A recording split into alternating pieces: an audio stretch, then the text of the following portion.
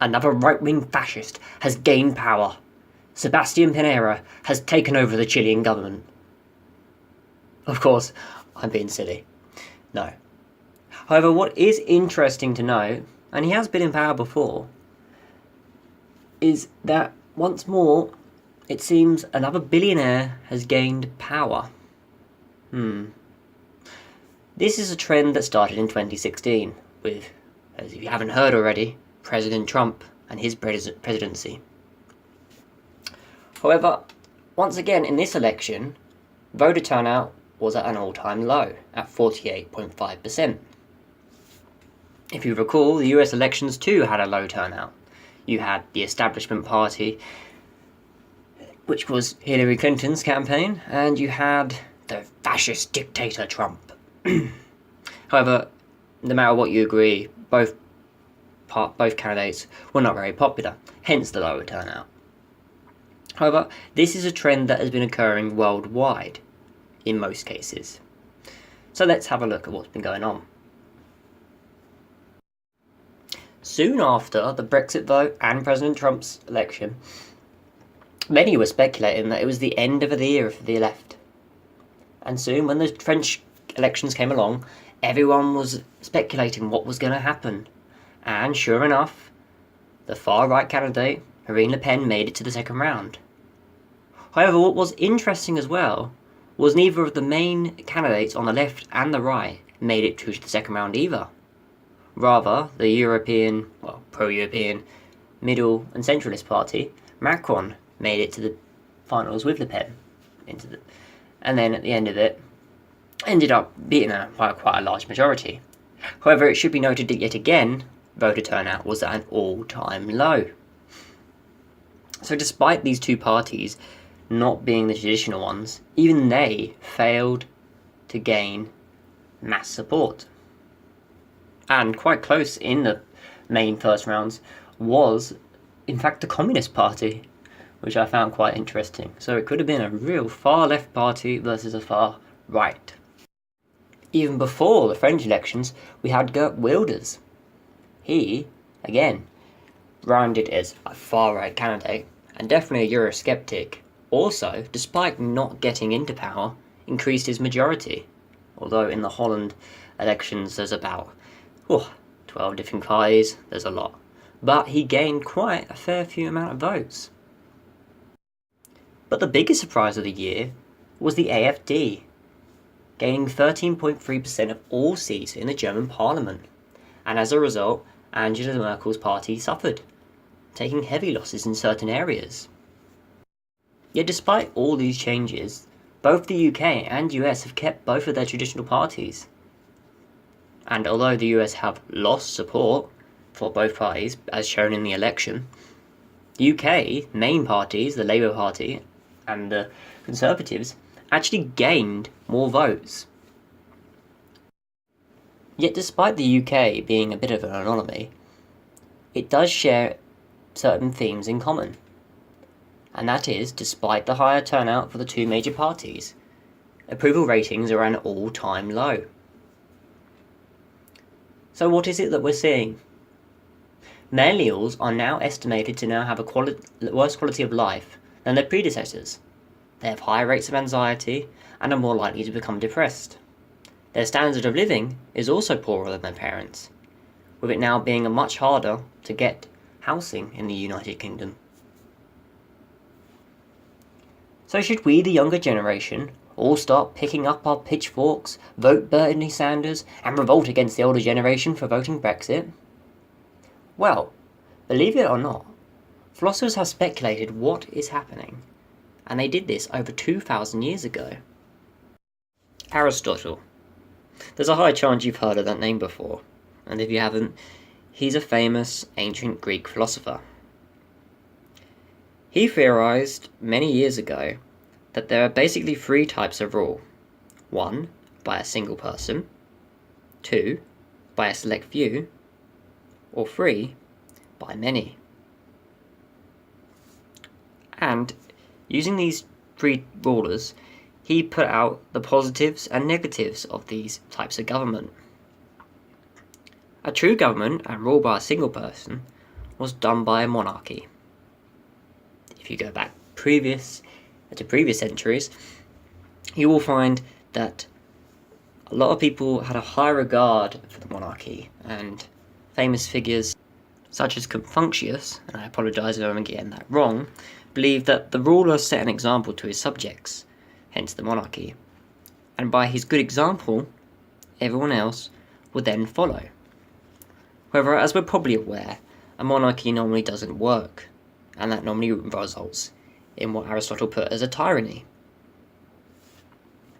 The second one is a rule by a select few, and this is aristocracy.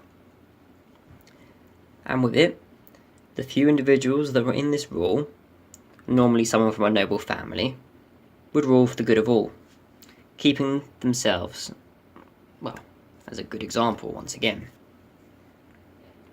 However, this corrupt form would result in an oligarchy. And again, I apologise for mispronouncing that word. I will put it on the description if you want to know what that word actually means.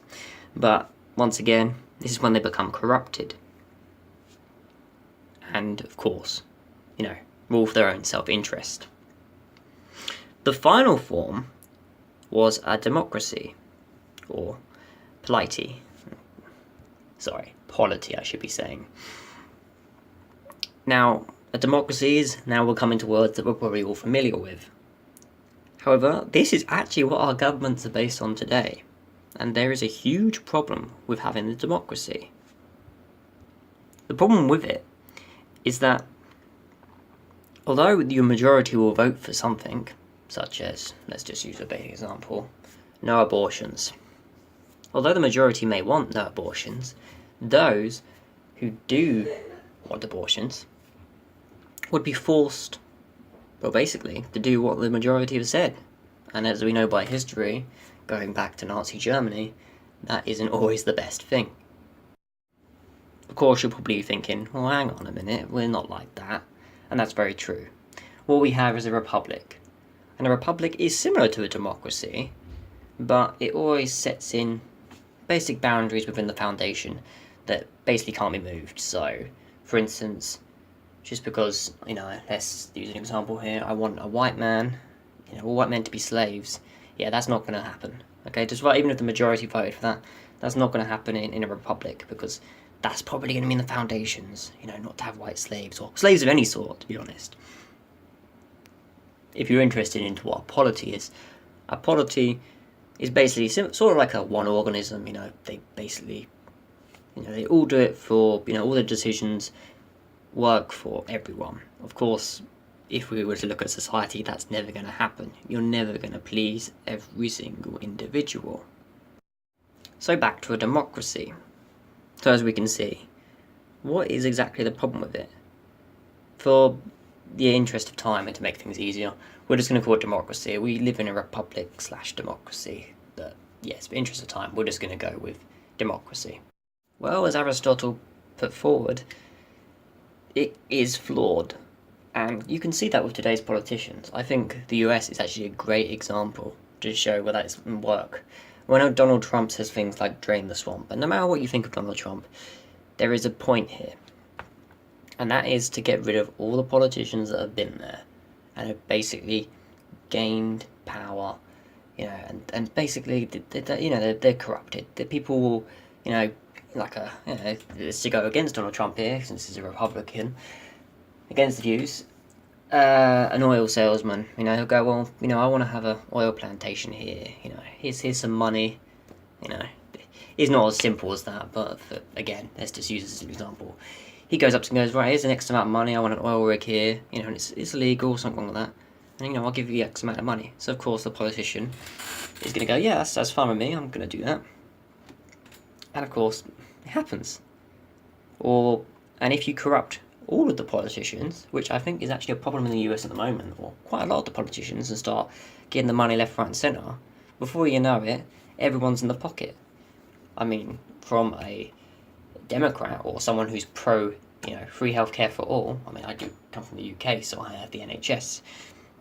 But their argument here is that, drugs are very expensive, and they are.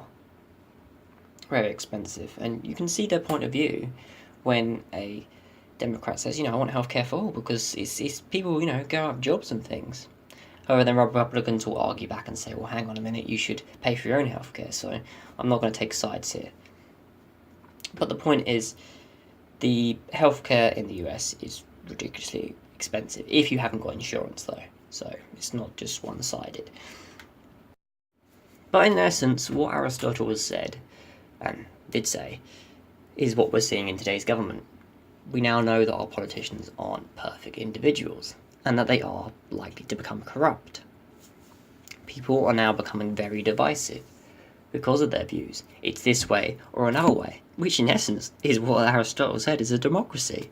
It's what the majority wants. So if the majority want pro-abortion's the way to go. Doesn't matter about anyone else. No, screw you, the majority wants this. Which, let's look at it from a fair, whatever your views on abortion, think of an issue you care about but you know you haven't got the majority rule. Would you really want that right to be taken away? I didn't think so.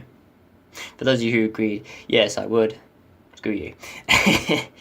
Anyway, my point is, because of people's more self-awareness to politicians, and they're starting to become more aware and more cynical, and that's probably the millennials doing that. They're known to be cynical, and I'm a millennial myself, so, bit of, you gotta be true to yourself, and I'm quite a cynical individual. That's not to say all millennials are cynical, but I think in general people are becoming more cynical about politicians, and to be fair, they have a point. But because people no longer are trusting their politicians, they're looking elsewhere. And this is where these outside parties start to come into power. Donald Trump, despite running on a Republican platform, isn't really a Republican. I mean, if you look at his views years ago, they're actually more towards the Democrats' views. But of course, being a Republican platform, you need to clearly have some Republican things or you're not going to get any votes. But I don't think that's true either. Quite a lot of the voters who voted for Donald Trump aren't exactly traditional Republican voters. If you go to states such as West Virginia, there is a term for this, but I can't quite remember what it is, but the states that are, slightly on the outskirts and, had all the coal miners and things like that. But basically, if you look at them, the voters there voted for Donald Trump because he promised to bring back jobs for coal miners. Now, whatever your opinion on climate change may be, that was Donald Trump's platform for those people. Because they were disenfranchised. Or, not the cynical ones, but they were disenfranchised individuals. And this is what's happening. Because of the democracy, and it being, basically so corrupt, it's going towards, one sort of class, which I would say is a middle class sort of thing. Now I know I'm predicting views here, but this is just merely an opinion here, and I know my channel isn't about opinions, but my point being is, whatever that class you want to be, is people are starting to basically choose the majority, because the majority of Americans are middle class. And there's nothing wrong with that, and to some point I don't think these middle class individuals are aware of what they're doing. But because the middle class, don't live in these states where, the coal miners have gone out of jobs and things like that, they're not aware of, basically, they're stripping them more power and making them disenfranchised. And then they wonder why they vote for people like Donald Trump. Now, I've probably spent enough time on Trump, so I'm going to move on. Basically, it comes down to this. When it comes to elections, the disenfranchised are so desperate to have their voice heard, they're willing to vote for anyone. And so, as a result, they end up voting for these populist candidates, or, sometimes quite extreme candidates. And, let's just take Geert Wilders, for example. And he has quite highly in Islamophobic views.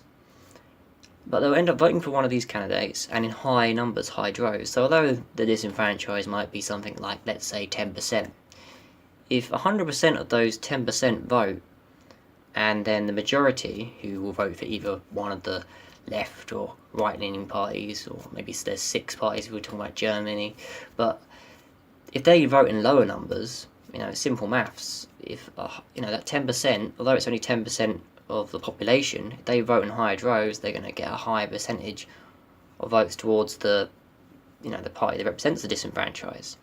So then that's why you get people like Marie Le Pen that I think it was like 22% she got in the second round in France. Sorry, first round in France, and it's basically in France. You could basically get the two highest amount that get into the second round, and so France is a good example.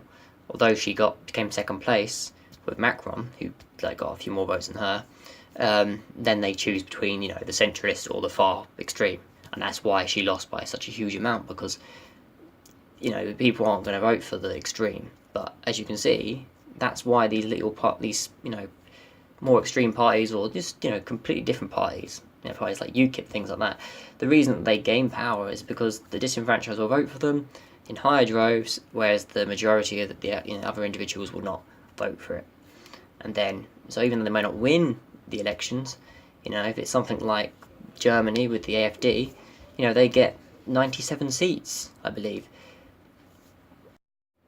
So what we're seeing here is a political divide. However, I don't think that is the sole cause of why things are changing so much in recent years. What we're also seeing is a generational divide. Now this is more of a traditional way of how parties coming to power. Picture it like this. How many times have you thought, I know more than my parents? I mean, maybe not about one thing, or maybe about everything, or it could just be one thing. But normally that's how politics runs. You get one generation who's slightly more right-leaning, and then you have another generation who's slightly more left-leaning. And that's what we like to call the pendulum swing. I mean, it's not just a family thing, but it's just a thing in politics. Every so often it will swing in one direction, and then it will swing back in another direction. But I think what's quite interesting here is that we've come to the point where, every generation's slightly different though. Not just in politics, but in their views of, looking at the outside world. Now, millennials, have been brought up in a recession. And recessions happen, well, they happen all the time, but, big ones. I mean, if you go back to the 1930s, you had a massive one there, but there's always, there's always big ones and small ones, but it affects how, surprisingly, it will affect how someone will grow up. And so I think the generation after the millennials, Generation Z, I believe, are very, there's a study about this, I will find it, about being the most conservative generation since the 1960s. Like, they're very, like, not homophobic, but they're very traditionalist sort of views. So that's quite interesting, and that proves the pendulum theory basically. But yeah, so the point is you think you know better than your parent, and so you're going to vote opposite to what they think. Now this is something I wanted to add as well to all of this. So although it's a generational thing, I think this theory, and it's a counselling theory, quite a lot of people use it from the psychodynamic approach. If you want to do more study on it, it's John Bowlby's study, and it's called attachment theory. And what it basically is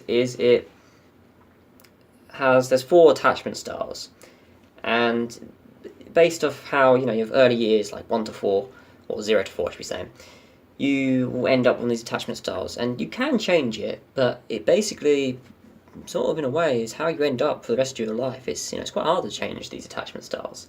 So I'll go through them. So the first one is secure, and that's what the majority of the population have. And that's when your parent does a pretty decent job. They let you grow. They let you sort of have enough distance to grow, but not too much that you're not getting enough love and things like that. And so as a result, when you grow older, you become effective, competent, cooperative with others, and dependable. And they're basically social, normal human beings, pretty much. That's not to say there's anything wrong with the other attachment styles, but that's what the majority of people end up having. That's about 50%. So that's not incredibly high, though it's the majority. It's not the highest. Then you have avoidant personalities. Now these ones are people who are unavailable, or so it was a result of your parent being unavailable or rejecting you. And so, as an adult, the person ends up being a bit more critical, rigid, intolerant, distant. And they're self-reliant, but they're unloved, and they sort of reject others. Then the other 2 views, you've got two types of attachment style are ambivalent, and that's when your parent is a bit inconsistent, and basically where 1 minute they'll be like, oh my baby, and they'll be mothering you loads and loads, and the second minute they'll be like sort of like, oh, well, it doesn't matter, just leave him over there. And as a result, the individual ends up anxious, insecure, unpredictable, and erratic because that's what they've been displayed from their parent. The final theory final attachment style is disorganized, and that's when that's a lot rarer to have this attachment style, but it does happen to individuals. I think it's like 5%. It's slightly higher than that, but it's basically when the parent, didn't really give any of the child's need, and they were, quite traumatizing. And as a result, the child ends up, as an adult, becoming chaotic, insensitive, abusive, untrusting, and also craving security. They're normally disorganized as well, and can sometimes be aggressive. So, yeah, there are the 4 attachment styles. But the reason I'm telling you these things is because, basically, in recent years, there's becoming less and less secure, individuals with a secure attachment style. And there's more and more who are becoming avoidant and ambivalent. And because of that, you can see it really in how the generation acts. That's why I think it does actually affect how people are voting their views on the world. If you look at avoidant, they're more likely to be cynical of the world. Sounds familiar, doesn't it? Sounds like a millennial. And again, ambivalent, blaming others, things like that. Again, who does that sound like?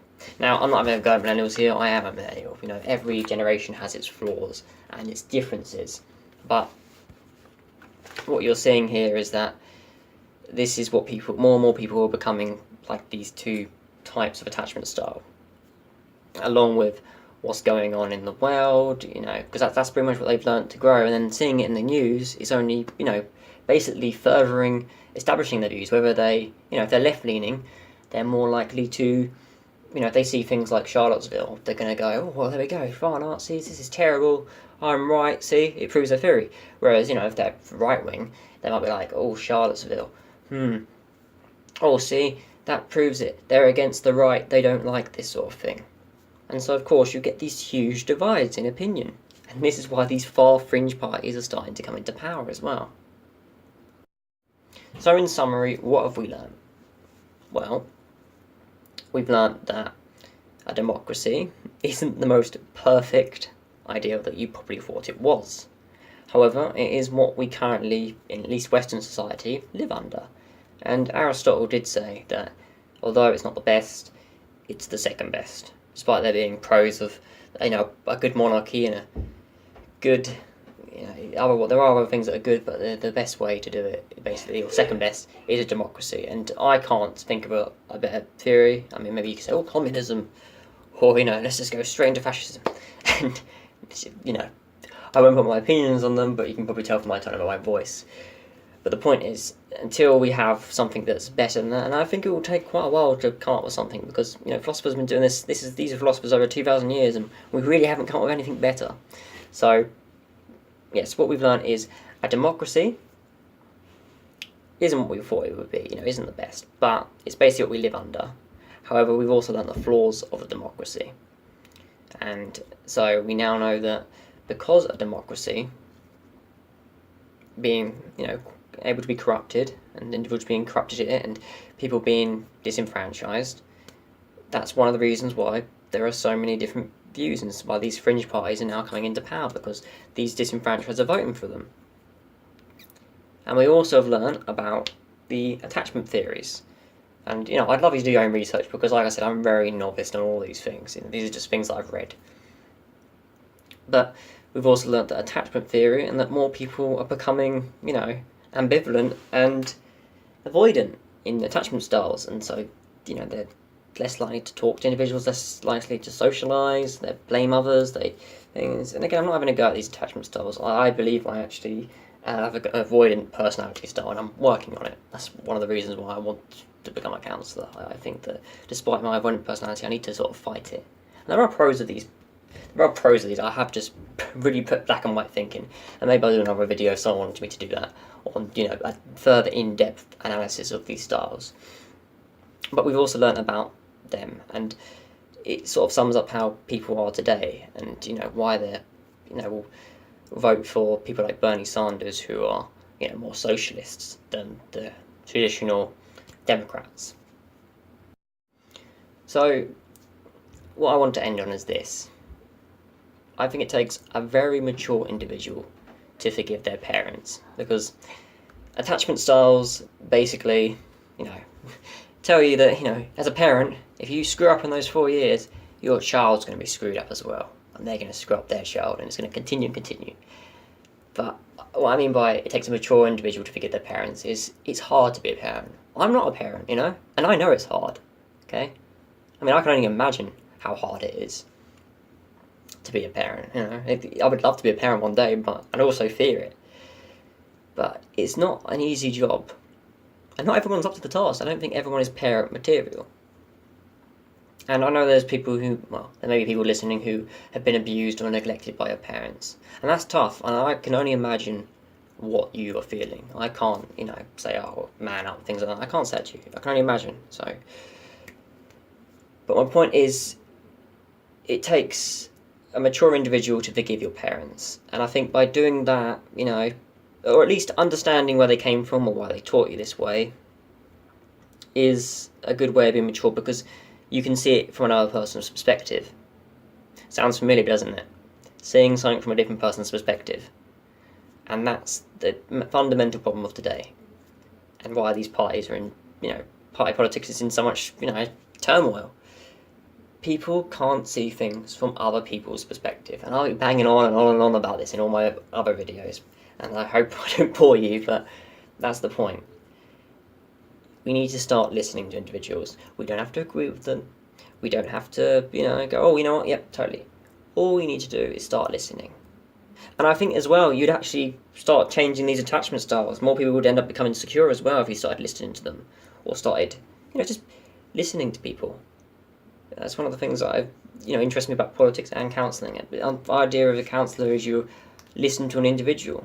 Politics is about, trying to represent the views of the, in Democrats, in the democracy, I'm sorry, is, listening to what individuals want,